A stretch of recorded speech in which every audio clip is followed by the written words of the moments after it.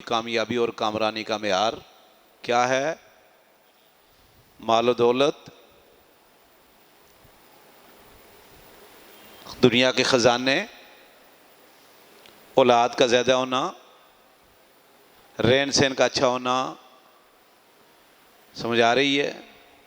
یہ چیزیں آج بھی، ڈگری کس کے پاس زیادہ ہے، خوبصورتی کس کے پاس زیادہ ہے، سٹیٹس کس کا اچھا ہے، وہ کامیاب و کامران ہے. سمجھ آ رہی ہے؟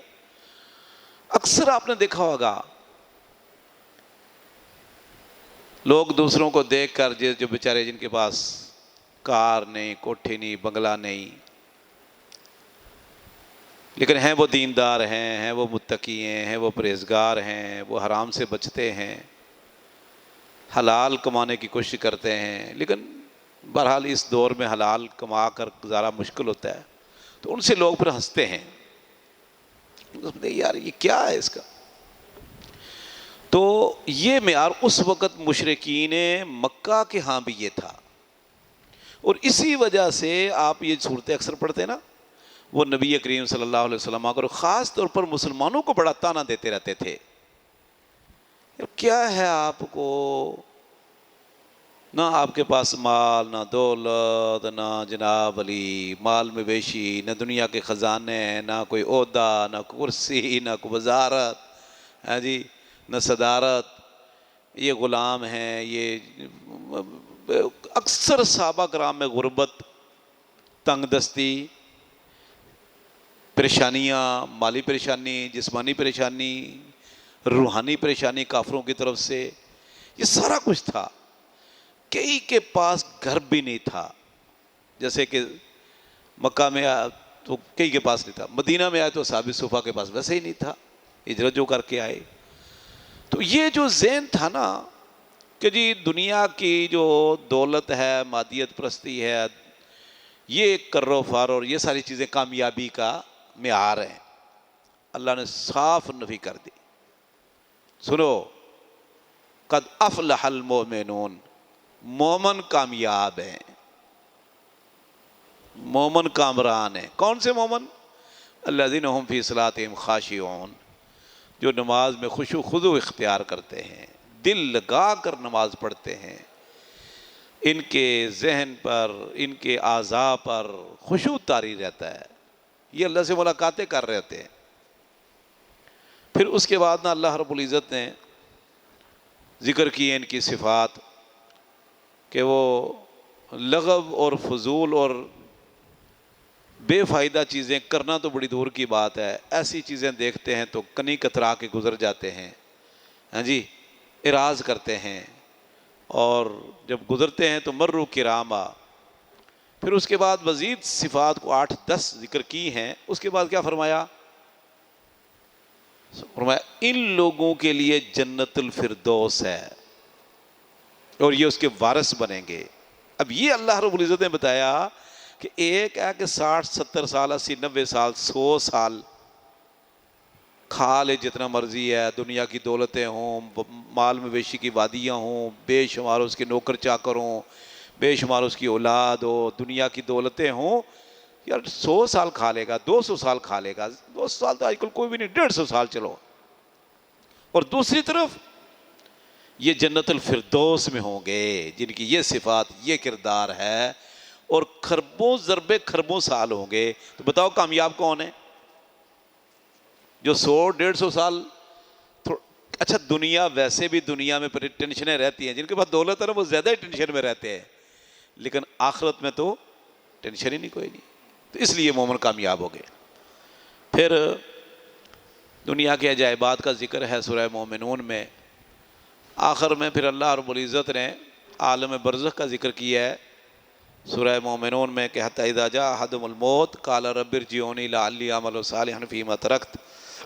جب ہر شخص کو جب موت آتی ہے تو کتنے ہی لوگ ایسے ہیں جو کہتے ہیں رب ارجعونی، اے اللہ مجھے واپس بھیج دنیا میں موت آنے کے بعد.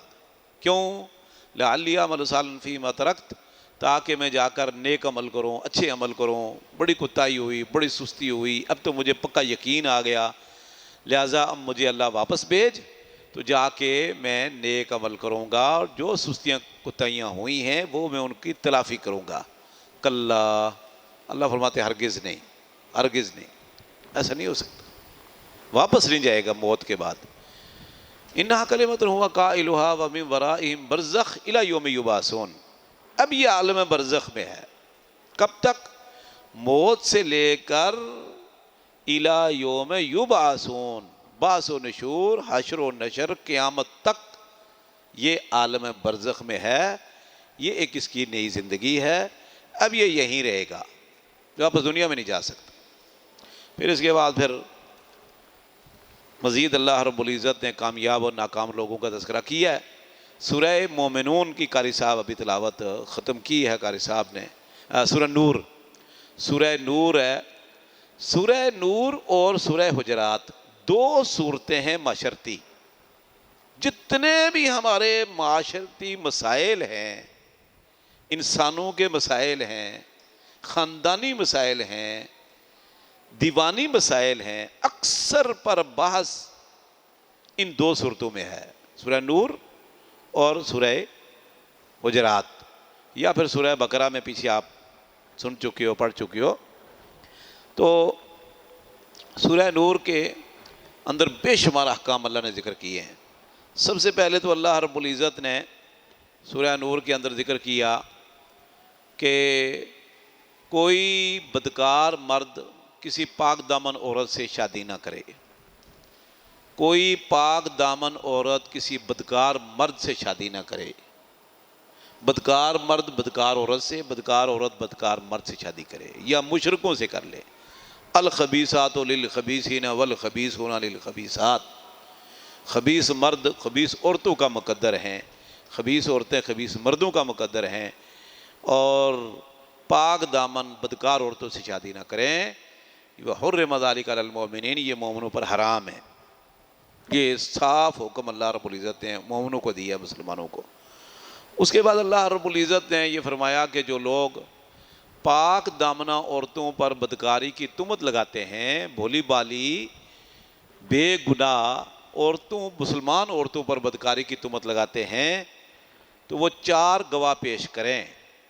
اگر وہ 4 گواہ عینی شاہدین پیش نہیں کر سکتے تو پھر بدکاری کی تہمت لگانے والا 1 ہو یا 2 ہوں یا 3 ہوں، جتنے بھی ہوں، فجلدوہم 80 جلدہ، ان کی پیٹھ پر 80 ڈنڈے مارو، خواہ وہ مرد ہو یا عورت. ایک بات، جو کوئی مرد عورت کسی مسلمان پاک دامنہ عورت پر بدکاری کی تہمت لگائیں، پھر 4 گواہ نہ لا سکیں، تو ان کو 80 ڈنڈے لگاؤ. نمبر 1. نمبر 2، والا تقبل لہم شہادتاً ابدا، آج کے بعد ان کی گواہی قابل قبول نہیں، بھلے وہ 10 روپے کی کیوں نہ دیں. نمبر 3، اولئک هم الفاسقون، یہ لوگ بڑے فاسق ہیں، یہ بڑے فاسق ہیں. ہاں البتہ وہ توبہ کر لیں تو پھر ٹھیک ہے. اچھا، اب اس میں 1 منٹ آپ غور کریں، ذرا توجہ کریں. یہ سورہ نور کی آیت ہے قرآن مجید کی. والذین یرمون المحصنات ثم لم یأتوا بأربعۃ شہداء فجلدوہم 80 جلدہ. یہ قرآن کی آیت ہے، یہ اللہ کا فرمان ہے. سمجھ آ رہی ہے؟ کیا آج اس پر عمل ہے؟ نہیں. کیا ہمارے دل میں اللہ کا خوف پیدا ہوتا ہے؟ اللہ فرماتے ہیں کہ جو بدکاری کی تہمت لگاتے ہیں 4 گواہ لائیں، نہیں تو 80 ڈنڈے مارو. اور نمبر 2، ان کی گواہی قابل قبول نہیں. نمبر 3، یہ لوگ فاسق ہیں. کیا ہماری مجلسیں آج اس موضوع پر نہیں چل رہی ہوتی؟ بڑے بڑے نمازیوں کو، حاجیوں کو، دیندار لوگوں کو میں نے دیکھا ہے، مجلس میں بیٹھے ہوں گے نا، اے فلاں کی بیٹی ہے نا بڑی یوں ہے، فلاں کی بہو، اوئے ہوئے ہوئے فلاں کی بہو وہ تو ایسی ایسی ہے، فلاں کی بہن وہ تو کالج میں یونیورسٹی میں پڑھتی ہے، وہ تو فلاں جگہ جاتی ہے، وہ تو بس اس کا کیا کہنا، بڑی یوں ہے بڑی وہ ہے. یہ مجلسیں گرم ہوتی ہیں، نہ کسی کی بیٹی محفوظ، نہ بہن محفوظ، نہ بہو محفوظ، نہ اس کی بیوی محفوظ. اسی تیر چلا رہے ہوتے ہیں، زبانیں تیر کی طرح چلا رہے ہوتے ہیں، اور کہتے ہیں مسئلہ ہی کوئی نہیں، مسئلہ ہی کوئی نہیں۔ اللہ فرماتے ہیں اس کو 80 ڈنڈے مارو، پھر ان کی گواہی قابل قبول نہیں۔ اللہ کے بارے میں گواہی دیں، قرآن کے بارے میں کوئی بات بتائیں، حدیث کے بارے میں بات بتائیں، کوئی حدیث نقل کریں، کوئی یہ کسی چیز کی گواہی دیں، ہیں 10 روپے کی بھی گواہی دیں کہ جی میں گواہ، اس نے اسے 10 روپے لیے تھے، فرمایا اس کی لا تقبل لہم شہادتن ابدا، اس کی گواہی ریجیکٹ، اور یہ فاسق ہے، ہم پکے مومن، اللہ کا یہ فاسق ہے۔ اچھا، اس کے بعد پھر اللہ رب العزت نے لعان کا مسئلہ بیان کیا ہے کہ جو لوگ اپنی بیویوں پر تہمت لگاتے ہیں اس کا کیا حل ہے، اس کے لیے پھر لعان اللہ رب العزت نے بیان کیا ہے۔ پھر اس کے بعد عائشہ رضی اللہ تعالیٰ عنہ پر جو تہمت لگی تھی، اللہ نے تقریباً 10-12 آیات نازل کی، والذی تولی کبرہ، ماسٹر مائنڈ کا تذکرہ کیا، اور مومنوں کو بہت سارے احکام دیے۔ فرمایا کہ مومنوں کے لیے تو قطعاً مناسب نہیں تھا کہ جب ان تک یہ بات پہنچی کہ عائشہ رضی اللہ عنہ کے حوالے سے پروپوگنڈا، تو وہ کہتے ہیں کہ ہمارے لیے تو مناسب ہی نہیں ان نتکلم بھی، کہ ہم زبان سے یہ جملہ نکالیں، اس طرح کی کوئی بات کریں۔ سبحان ھذا بہتان عظیم، یہ بہت بڑا بہتان ہے اماں جان پر، ابو بکر صدیق کی بیٹی پر، اللہ کے رسول کی حرمت پر، بہت بڑا بہتان ہے۔ اور اللہ فرماتے ہیں کہ تمہیں ذرا ڈر نہیں ہے، تلقون بألسنتکم، تم اپنی زبانوں سے یہ بات منتقل کر رہے تھے، اور تم ایسی ایسی باتیں کر رہے تھے جس کا تمہیں یقین ہی نہیں، علم ہی نہیں، خبر ہی نہیں، سنی سنائی بات پر۔ تو یہ منافقین نے سازش تیار کی تھی عائشہ رضی اللہ عنہ کے خلاف، اس میں 3 مسلمان جو ہے نا وہ ملوث ہو گئے، ایک حسان بن ثابت شاعر رسول، ایک اللہ کے نبی صلی اللہ علیہ وسلم کی سالی حمنہ بنت جاش، اور ایک ابو بکر صدیق رضی اللہ عنہ کا بھانجا مستہ بن اساسہ، بدری بھانجا، بدری، بدر میں شریک ہونے والا عظیم، یہ بھی پروپوگنڈا کا شکار ہو گئے۔ یہ آپ دیکھو پروپوگنڈا کتنا مؤثر ہوتا ہے، کتنا مؤثر ہوتا ہے، اتنا پروپوگنڈا کیا، اتنا پروپوگنڈا کیا کہ یہ 3 بندے بھی ان کے پروپوگنڈا کا شکار ہو گئے۔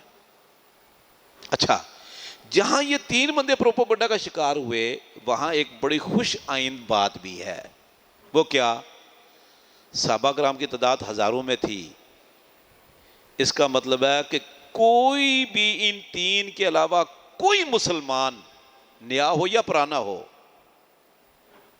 وہ اس پروپوگنڈا کا شکار نہیں ہوا، وہ ان منافقین کی باتوں میں نہیں آیا، ان کا اسلام ایمان سلامت رہا۔ بہرحال ان تینوں کو پھر 80 ڈنڈے لگے جو بھی ہے۔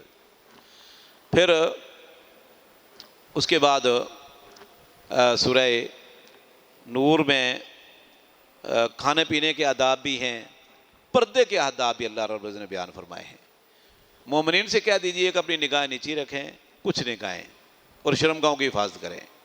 مومن عورتوں سے بھی کہہ دیجئے اپنی کچھ نگاہ نیچی رکھیں اور اپنی شرمگاہوں کی حفاظت کریں۔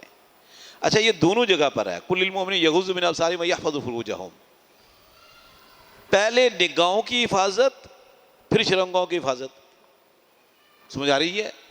تو یہ نگاہ ہے نا، یہ شیطان کے تیروں میں سے ایک تیر ہے، سب سے بڑی خرابی یہیں سے ہوتی ہے، سمجھ آ رہی ہے؟ اور اس سے آگے پھر خباثت ہے، گناہ ہے، رب کی نافرمانیاں ہیں، رب کی ناراضگیاں شروع ہو جاتی ہیں۔ تو فرمایا اپنی نگاہ کی حفاظت کرو۔ پہلی بات تو یہ ہے کہ عورتیں پردہ کریں۔ اللہ کو پتا تھا کہ مسلمان ایسے ایسے ملکوں میں رہیں گے، عورتیں نہیں پردہ کریں گی، کافر عورتیں ہوں گی، مسلمان عورتیں کہاں پردہ کرتی ہیں؟ ہماری بڑے بڑے نیک لوگ ہیں، نہیں ان کی بیویاں بیٹیاں پردہ کرتی، اس لیے مومنوں کو کر دیا تم کم از کم نگاہ نیچی رکھو۔ اس طرح کئی مرد بڑے گندے ہوتے ہیں، وہ مومن عورتوں کو کل للمؤمنات یغضضن من ابصارہن ویحفظن فروجہن، تم اپنی نگاہوں کی حفاظت کرو تو شرمگاہیں محفوظ ہو جائیں گی۔ پھر اللہ رب العزت نے پردے کے احکام ذکر کیے ہیں کہ مومن عورتیں اپنا زیب و زینت ظاہر نہ کریں، یعنی اپنی گردن، اپنے بازو، اپنے پاؤں اور اپنا چہرہ یہ ظاہر نہ کریں، مگر اپنے شوہر کے سامنے، باپ کے سامنے، سسر کے سامنے، بھانجا بھتیجے کے سامنے، سمجھ آ گئی نا، اپنے تائے چچا کے سامنے یہ ظاہر کر سکتی ہیں۔ اس میں کو 12-13 مرد اللہ رب العزت نے گنے ہیں جن سے عورت پردہ نہیں کرے گی، زیب و زینت ظاہر کر سکتی ہے۔ زیب و زینت میں نے آپ کو بتایا چہرہ ہے، گردن ہے، بازویں، پاؤں ہیں، یہ ان 12-13 مردوں کے سامنے ظاہر کر سکتی ہے۔ نابالغ بچے ان کے سامنے ظاہر کر سکتی ہے، بالغ نہیں پرائے ہوں تو۔ اور ایک قسم کی عورتیں ہیں، سمجھا گی، جن سے زیب و زینت ظاہر نہیں کر سکتی، گناہ گار عورتیں ہیں، کافر عورتوں سے بھی عورت پردہ کرے گی۔ یہ سب سورہ نور کی آیت ہے۔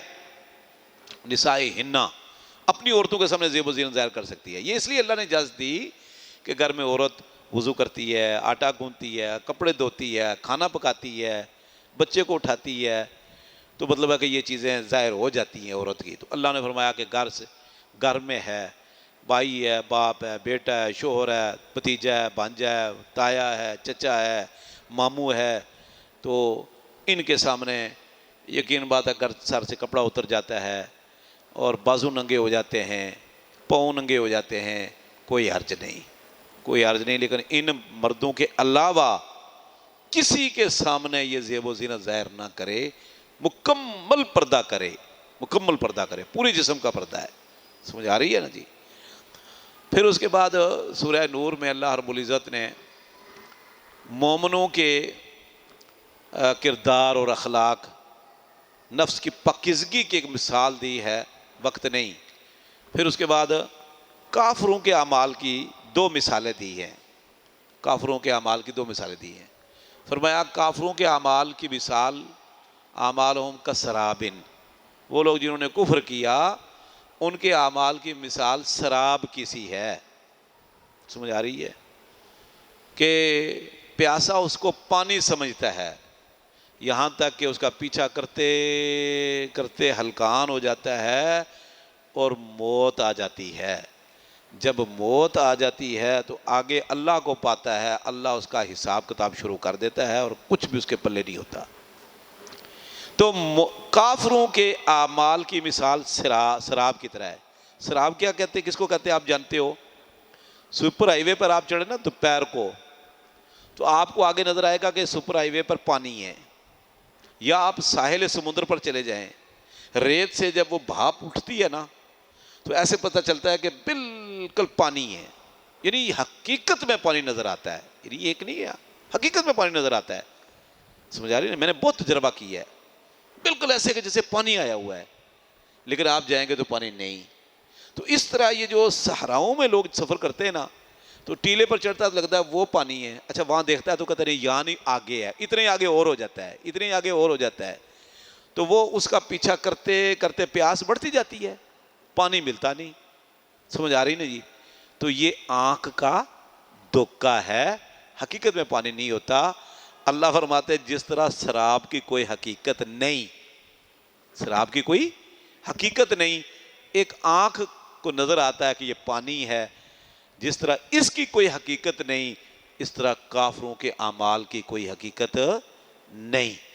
جس طرح یہ دھوکہ ہے، کافروں کے اعمال بھی ان کو دھوکے میں دے رہے ہیں، باقی دنیا کے اندر یہ سارا تباہ و برباد ہو جائے گا، کل قیامت کے دن یہ اللہ کے پاس جائیں گے تو کچھ بھی ان کے پلے نہیں ہوگا۔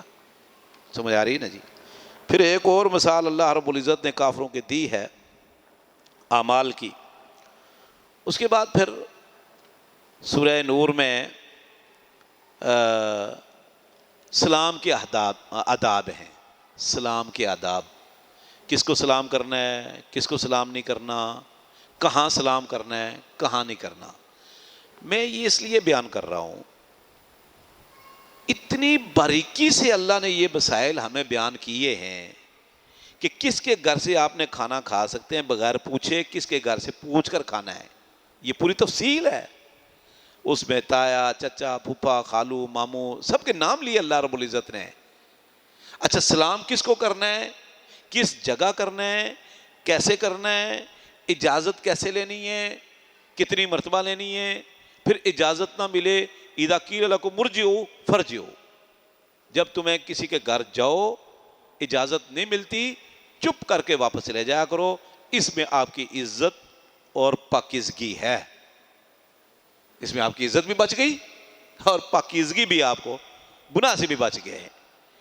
یہ سارے آداب اتنی باریکی سے چھوٹی چھوٹی باتیں اللہ نے ہمیں بتائی ہیں کہ آج مسلمانوں کو پرواہ ہی نہیں، پرواہ ہی نہیں۔ اللہ تعالیٰ دین کو سمجھنے، اس پر عمل کرنے کی توفیق عطا فرمائے۔